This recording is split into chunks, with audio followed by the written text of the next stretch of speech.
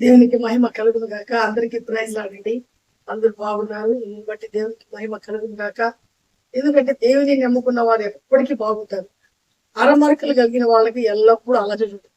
అలజడిని వాళ్ళే సృష్టించుకుంటారు. అనవసరమైన అలజడిని వాళ్ళే సృష్టించుకుంటారు.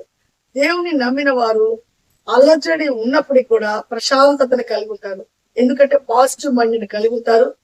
ఆ యొక్క పాజిటివ్ మైండ్ తో ఆలోచిస్తారు కాబట్టి దేవుని యొక్క కృప వాళ్ళని ఆవరించి ఆ అలజడి నుంచి విడిపించి గొప్ప సమాధానం ఇస్తుంది. ఎందుకంటే దేవునికి మహిమ ఘనత ప్రభావములు కలుగును గాక. చూడండి, ఇక్కడ వాక్యాన్ని ధ్యానించుకున్నాము. కీర్తనలు 45వ అధ్యాయంలో భక్తుడైన దావీదు అంటాడు, నేను యెహోవా కొరకు సహనముతో కనిపెట్టుకుంటుని అంటాడు. అంటే ఇక్కడ ఆయన చెప్పదచ్చుకున్న మాట సహనము. నేను జీవించాలని, దేవుని యొక్క ఆ యొక్క ఆశ్రయాన్ని పొందుకోవాలని, దేవుని కృపకు నేను పాత్రనవ్వాలని, దేవుని ద్వారా సమస్తాన్ని పొందుకోవాలని సహనాన్ని కలిగి నేను కనిపెట్టుకుని ఉన్నాను. అంటే దేవుడు నాకు ఎప్పుడైతే నాకు ఇవ్వాలనుకున్నటువంటి ఈవులు ఇస్తాడో వాటిని నేను పొందుకోవాలనేటువంటి ఆతృతతో ఆశతో నేను సహనము. అంటే మనిషికి ఈ లోకంలో జీవించేటువంటి సగటైన మనుషులకి సహనం లేదు.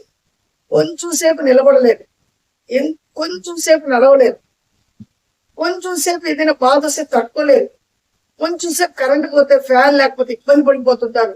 అంటే కొంచెం తట్టుకోలేకపోతే కొన్ని రోజులు దీర్ఘ శాంతం కలిగి దీర్ఘకాలికమైన సమస్యలు తీర్చబడాలంటే మనిషికి ఎంత సహనం కావాలా, ఎంత ఓపిక కావాలి అనేది మనం అర్థం చేసుకోవాలి.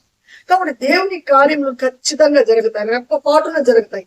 అయితే దేవుడు మన సహనానికి ఒక పరీక్ష పెడతాడు, మన యొక్క మౌనానికి ఒక పరీక్ష పెడతాడు.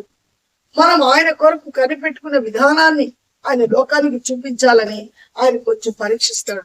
అయితే ఆయన మనల్ని ఏమాత్రం విడిచిపెట్టడు, ఆలస్యం చేస్తాడే కానీ దేవుడు ఆయన అలక్ష్యం చేయడు. అలక్ష్యం అంటే నిర్లక్ష్యం చేసి ఇది ఎంతలే ఆయన విడిచిపెట్టేవాడు కాదు.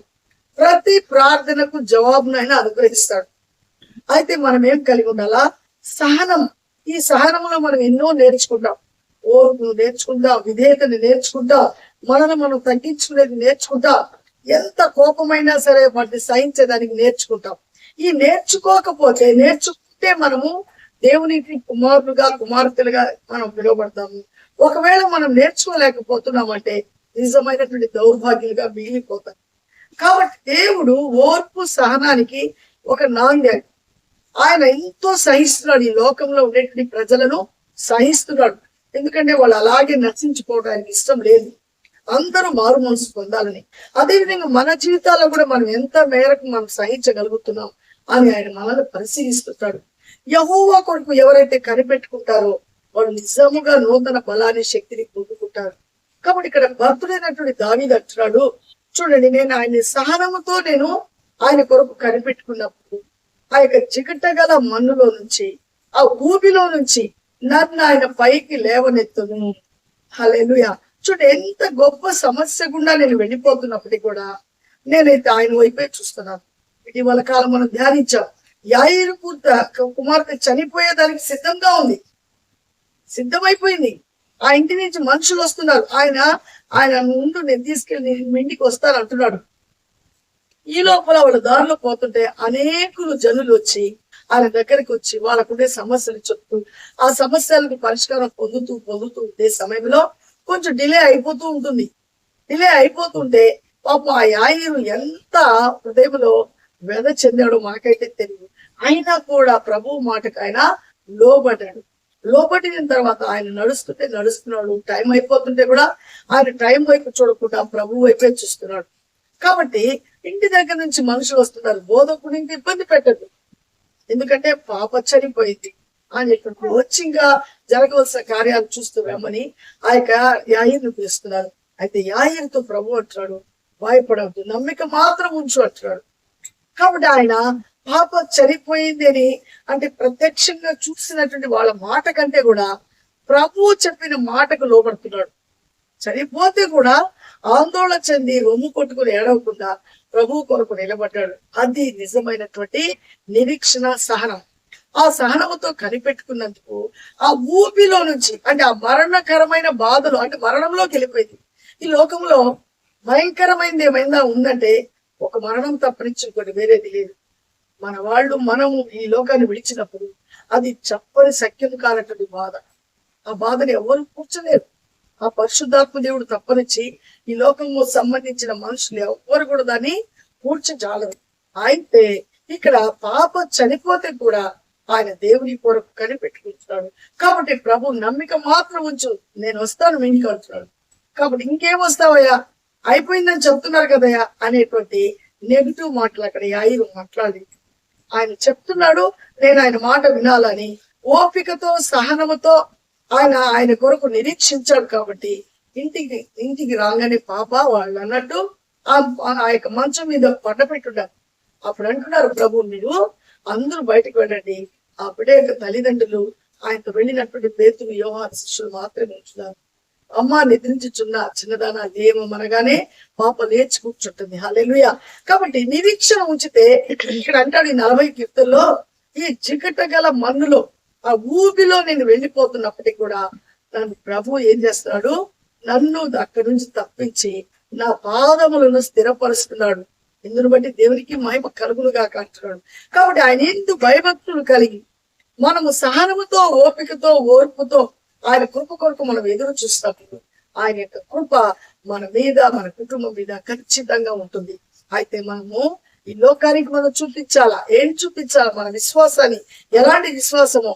ఏ మాత్రము కదలని విశ్వాసము, స్థిరమైన విశ్వాసము.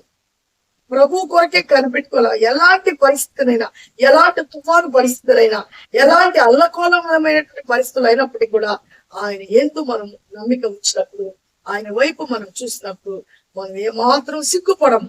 ఆయన మనల్ని ఏం చేస్తాడే, జీవితంలోనికి నడిపిస్తాడు. కాబట్టి 40వ కీర్తన చక్కగా మనల్ని బోధిస్తుంది. యెహోవా యందు భయభక్తులు కలవారు ఆయన కృపకు పాత్రులు అవుతారు అంటున్నాడు. కాబట్టి సహనము కలిగి మనం ఉంటే, ఓపిక కలిగి ఆయన కొరకు ఎదురు చూస్తే నిరీక్షణకు ఆధారం మన దేవుడు. ఆయన బట్టి మనం ఎల్లప్పుడూ సంతోషిస్తాం. ఏ సమస్యను చూసి భయపడదు. సమస్యను తీసుకుని వచ్చి ఆయన పాదముల దగ్గర ఉంచండి. ఆయన సమస్యకు పరిష్కారం ఆయన. అయితే ఏం కలిగి ఉండాలా? అది ఎప్పుడు తీరుస్తాడో మనకైతే తెలియదు, కానీ తప్పకుండా ఆ సమస్యను మన దగ్గర నుంచి తొలగిస్తాడు. ఇందుకు బట్టి దేవునికి మహిమ కలుగును గాక. అయితే మన దగ్గర కావలసినటువంటి ఆ యొక్క ఆయుధం ఏంటంటే సహనం. మనం ఓర్చుకోవాలా, ఓపికతో ఎదురు చూడాలా, నిరీక్షణ కలిగి ఉండాలా. ఖచ్చితంగా మన నిరీక్షణకు ఆధారము మన దేవుడు మాత్రమే. కాబట్టి మనం సహనంతో ప్రతి పరిస్థితుల్లో కూడా, మనకు వచ్చేటువంటి వ్యతిరేకమైన పరిస్థితుల్లో, మనకుండే ఇబ్బందుల్లో ఆయన కొరకు మనం ఎదురు చూస్తాము. ఆయన మీద మనం ఆశ కలిగిపోము. ఆయన చెప్పినట్టు విందాము. ఆయన కృపకు మనం పాత్రలు అవుతాం. దావీదైతే ఆయన యొక్క గెలుపు కారణం తన దేవుడే. నా దేవుని బట్టి నేను అతిశయం పొందుతున్నాను అంటున్నాడు. అంటే దేన్ని చూస్తే అతిశయం అంట?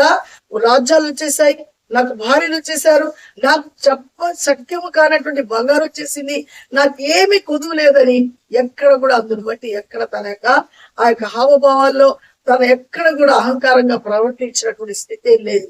కేవలం ఈ స్థితికి కారణం నా దేవుడేనని ఆయన మీద ఆధారపడి ఆయన ఎందుకు ఆనందించాడు. కాబట్టి దేవుడు ఆయనకి అంత గొప్ప స్థితినిచ్చి నా హృదయానుసారులు అంటున్నాడు. కాబట్టి ఈ రోజు మనం ఎలా ఉన్నాం? మనకు వచ్చే చిన్న సమస్య బాధ అయినా తట్టుకోలేక మనం వెంటనే డెసిషన్స్ తీసుకొని వెళ్ళిపోతుంటాం. కాబట్టి మన పరిస్థితుల్లో అలాగే ఉంటున్నాయి, కానీ వాటిలో మార్పు రావట్లేదు.